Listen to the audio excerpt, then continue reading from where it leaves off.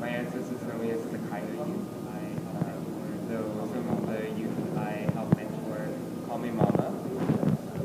I hold some of that wisdom, share it with them. And just like guide like a little nudge for them. I am Cree Ojibwe from the Taoist Indian band.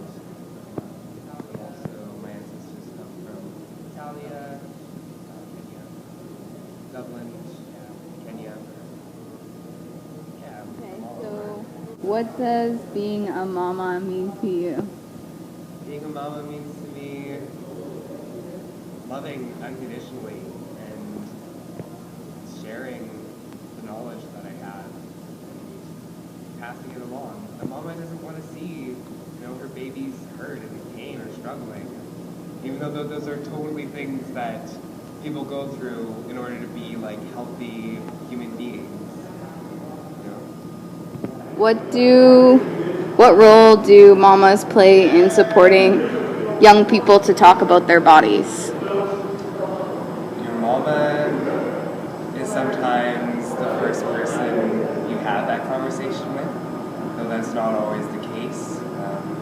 After colonization, we were taught to be so ashamed of our bodies and to not talk about our bodies.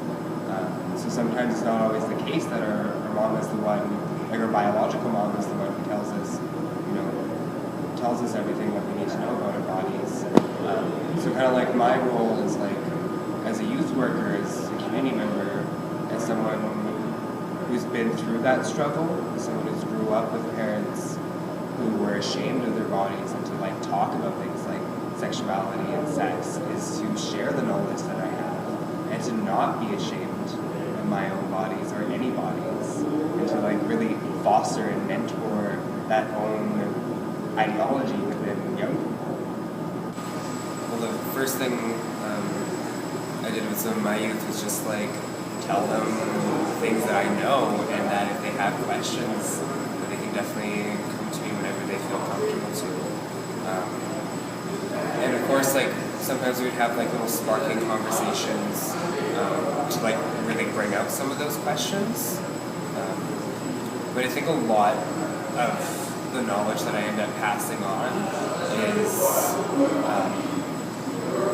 is that there is no right type. There's no right type of body. There's no wrong type of body.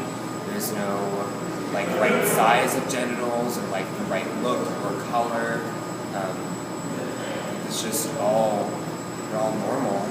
They're all beautiful, and we should never be ashamed of them, or be ashamed of what kind of genitals we're into.